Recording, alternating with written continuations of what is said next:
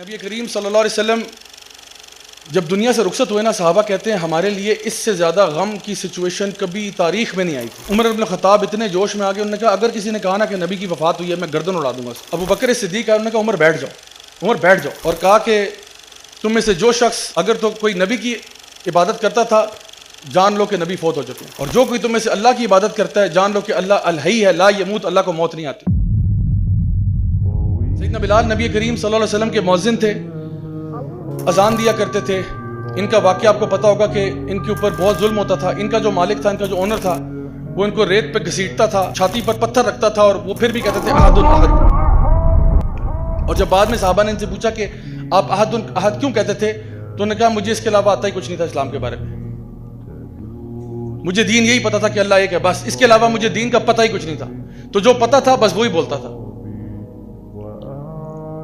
تو ان کو بہت مارا گیا، بہت پیٹا گیا۔ تو جو ان کا مالک تھا وہاں پہ ابو بکر صدیق آ گئے، انہوں نے کہا کہ میں جو ہے نا بلال کو آزاد کروں گا۔ انہوں نے کہا بتاؤ کتنے لوگ اس کے لیے؟ تو اس نے کہا کہ جی اس کے لیے، یہ اس کے لیے، کیونکہ اس ٹائم پہ نا سیدنا بلال کی حالت اتنی خراب ہو چکی تھی کہ وہ تقریباً مرنے کے قریب تھے۔ اتنا ان کو مارا پیٹا گیا، لہو لہان کر دیا، ریت پہ گھسیٹے گئے، پتھر مارے گئے، مطلب بہت بہت بری حالت میں تھے، بالکل مرنے کے قریب تھے۔ تو سیدنا ابو بکر ہے، انہوں نے کہا کتنے جو ہے نا مانگتے ہو اس کے لیے؟ اس نے کہا 10 دینار، 10 دینار سمجھے 10 گولڈ کوائنز۔ تو سیدنا ابو بکر نے فوراً جیب سے نکالے اور منہ پہ مارے اس کو، یہ لو۔ تو ان کو آزاد کیا، تو وہ اپنے ہاتھوں میں نا وہ 10 دینار ایسے اوپر نیچے کر رہا ہے اور کہتا ہے کہ مجھ سے اگر ایک بھی مانگتے میں تمہیں دے دیتا، میں اس کو ایک میں بھی بیچ دیتا، کہ تم نے 10 دے دیے، تم نے یہ تو مرنے کے قریب تھا، میں تو اس کو 1 دینار میں بھی بیچ دیتا، تم نے 10 پہ مطلب تمہیں میں نے بیوقوف بنایا۔ سیدنا ابو بکر کہتے ہیں کہ بیوقوف تم ہو، کیونکہ تم اگر مجھ سے 100 مانگتے میں 100 میں بھی لے لیتا۔ اور سیدنا ابو بکر کہتے تھے کہ بلال میرا سید ہے، بلال میرا آقا ہے۔ اور عمر بن الخطاب کہتے تھے کہ ابو بکر سیدی، ابو بکر میرے سید ہیں اور بلال ان کے بھی سید ہیں۔ یعنی یہ وہ چیز تھی کہ غلام کو کہاں پہنچا دیا اسلام نے۔ اور آپ کو پتہ ہے کہ نبی کریم صلی اللہ علیہ وسلم جب دنیا سے رخصت ہوئے نا، صحابہ کہتے ہیں ہمارے لیے اس سے زیادہ غم کی سچویشن کبھی تاریخ میں نہیں آئی تھی۔ عمر بن الخطاب اتنے جوش میں آ گئے، انہوں نے کہا اگر کسی نے کہا نا کہ نبی کی وفات ہوئی ہے میں گردن اڑا دوں گا اس کی۔ خبردار کسی نے کہا فوت ہوئے، کہ وہ فوت نہیں ہوئے، وہ چلے گئے ہیں، ابھی کچھ مطلب دیر کے لیے گئے ہیں، جس طرح موسیٰ علیہ السلام گئے تھے بنی اسرائیل کو چھوڑ کے 40 دن کے لیے، وہ واپس آئیں گے، اللہ تعالیٰ نے ان کو ہم سے نہیں اٹھایا۔ وہ نا مطلب جوش میں یہ کہہ رہے تھے، ان کو خود سمجھ نہیں آ رہی تھی وہ کیا بات کر رہے ہیں۔ ابو بکر صدیق ہے، انہوں نے کہا عمر بیٹھ جاؤ، عمر بیٹھ جاؤ، اور کہا کہ تم میں سے جو شخص اگر تو کوئی نبی کی عبادت کرتا تھا جان لو کہ نبی فوت ہو چکے ہیں، اور جو کوئی تم میں سے اللہ کی عبادت کرتا ہے جان لو کہ اللہ الحی ہے، لا یموت، اللہ کو موت نہیں آتی۔ تو لوگوں کو بتایا کہ وہ دنیا سے جا چکے ہیں، لیکن اللہ تو ہے نا ہمارے ساتھ، اللہ تو ہے، لائف ول گو آن۔ تو صحابہ کہتے ہیں سب سے پینفل ڈے ہمارے لیے تھا۔ ظہر کی نماز کا وقت آیا، سیدنا بلال نبی کی مسجد پہ چڑھ جاتے ہیں اذان دینے، ایز پر یوزول اذان دینے گئے، اللہ اکبر اللہ اکبر اللہ اکبر اللہ اکبر، اشہد ان لا الہ الا اللہ اشہد ان لا الہ الا اللہ اشہد ان محمد، آگے نہیں بول سکے، دوبارہ سٹارٹ کیا، دوبارہ اشہد ان محمد پر، پھر رک گئے، تیسری دفعہ سٹارٹ کیا، پھر رک گئے۔ آپ کا معمول پتہ کیا تھا؟ جب بھی آپ اذان دیتے تھے نا تو آپ مسجد نبوی میں مسجد کے اوپر چڑھ جاتے تھے، اذان دیتے تھے، لاؤڈ سپیکر تو نہیں تھے، تو مسجد کے اوپر چڑھ کے اذان دیتے تھے، اور نبی کریم صلی اللہ علیہ وسلم کا حجرہ بالکل نیچے تھا، تو اشہد ان محمد پر نیچے دیکھتے ہوتے تھے، اذان دیتے ہوئے نیچے دیکھتے تھے، اور نبی کریم صلی اللہ علیہ وسلم اکثر یہ ہوتا تھا کہ اشہد ان محمد پر باہر نکلتے تھے۔ تو آج آپ اذان دے رہے ہیں لیکن اشہد ان محمد پر کوئی باہر نہیں نکل رہا، تو آپ سے اذان نہیں دی گئی، حتیٰ کہ ابو بکر صدیق آئے، انہوں نے کہا بلال بیٹھ جاؤ، اور باقی اذان انہوں نے دی۔ سیدنا بلال نے کچھ دن گزرنے کے بعد، اچھا انہوں نے اس کے بعد اذان دینا چھوڑ دی، انہوں نے کہا میں اذان نہیں دے سکتا۔ کئی دن گزر گئے، سیدنا بلال نے اذان نہیں دی۔ پھر ایک دن ابو بکر صدیق کے پاس آئے، اس ٹائم تک سیدنا ابو بکر جو تھے وہ خلیفہ نومینیٹ ہو چکے تھے، تو کہا کہ اے امیر المومنین آپ سے ایک گزارش ہے۔ کہ جی بلال فرمائیے کیا گزارش ہے؟ کہا گزارش یہ ہے کہ آپ مجھے مدینہ چھوڑنے کی اجازت دے دیں۔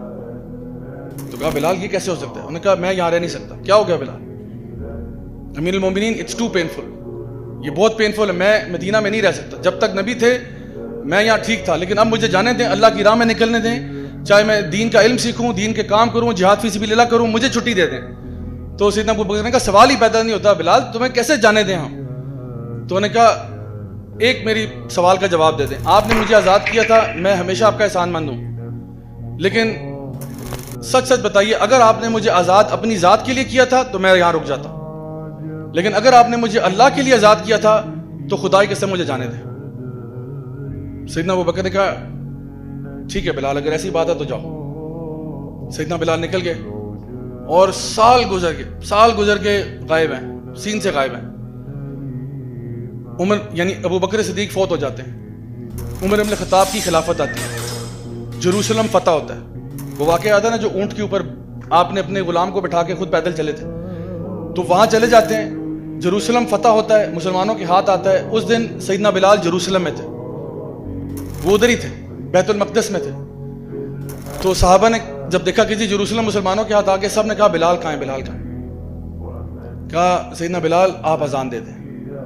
پہلی دفعہ بیت المقدس میں اذان ہو رہی ہے. کہا سیدنا بلال آپ اذان دیں, آپ نبی کے مؤذن ہیں. سیدنا بلال نے انکار کیا, میں نہیں اذان دے سکتا. صحابہ نے بہت پش کیا, پلیز اذان دے دیں, پلیز اذان دے دیں. پھر بڑا دل پر پتھر رکھ کے وہ اوپر کھڑے ہوئے اور اذان دی. اور مورخین لکھتے ہیں کہ جتنے صحابہ وہاں موجود تھے نا, سب کی داڑیاں آنسوؤں سے تر ہو چکی تھی, کیونکہ جب وہ اذان سنی نا اتنے عرصے کے بعد ان کو لگا جیسے نبی واپس آ گئے, نبی کا دور واپس آ گیا. کیونکہ یہ اذان آخری دفعہ نبی جب زندہ تھے تب سنی تھی, جب وہ دنیا میں موجود تھے تب سنی تھی.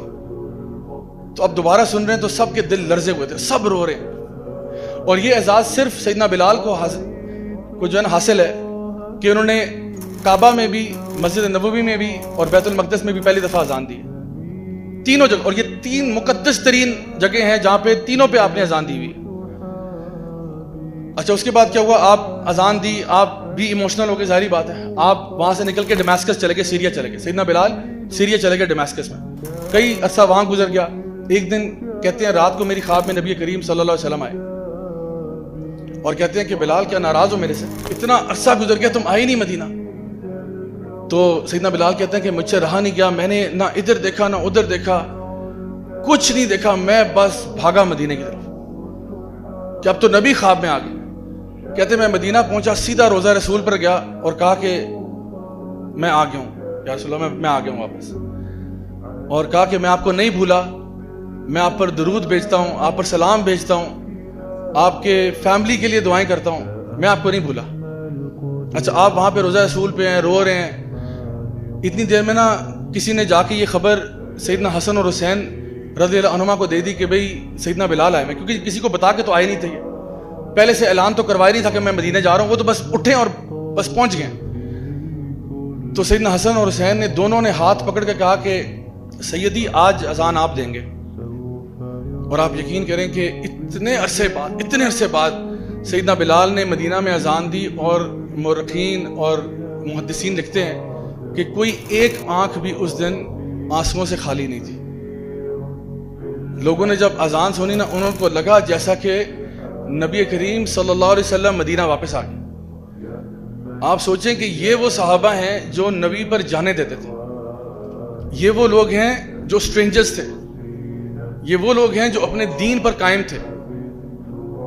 اور اللہ رب العزت نے ہمارے لیے یہ بات بتا دی ہے کہ قل ان کنتم تحبون اللہ فاتبعونی یحببکم اللہ ویغفر لکم ذنوبکم. کیا تم اللہ سے محبت کا دعویٰ کرتے ہو تو پیارے نبی کی اتباع کرو, نبی کی پیروی کرو. اور آپ اگر صحابہ کی زندگی اٹھا کے دیکھیں, آپ یقین کریں ہمیں اپنے اعمال پہ شرم آتی ہے کہ ہمارے کیا اعمال ہیں, صحابہ کا طرز عمل کیا تھا, کتنی نبی سے محبت کرتے تھے. لیکن ایک خوشی کی بات یہ ہے کہ نبی نے فرمایا تھا کہ جو جس سے محبت کرتا ہوگا اسی کے ساتھ اٹھایا جائے گا. صحابہ کہتے ہیں جس دن ہم نے یہ حدیث سنی نا, ہمارے لیے وہ دن ہمارا عید کا دن تھا. یعنی اس دن ہماری عید تھی, کیونکہ اور ہماری خطائیں اپنی جگہ, ہمارے گناہ اپنی جگہ, ہمارے مسئلے اپنی جگہ, لیکن ہمیں رائی برابر بھی شک نہیں تھا کہ ہم نبی کریم صلی اللہ علیہ وسلم سے محبت کرتے ہیں. ہمیں یقین تھا کہ ہماری محبت نبی کے ساتھ سچی ہے. اور اس لیے جب انہوں نے یہ کہا نا کہ ہر بندہ اسی کے ساتھ اٹھایا جائے گا جس سے محبت کرتا ہوگا, تو ہمیں اس بات پہ خوشی تھی کہ انشاءاللہ ہم نبی کریم صلی اللہ علیہ وسلم کے ساتھ اٹھائے جائیں گے.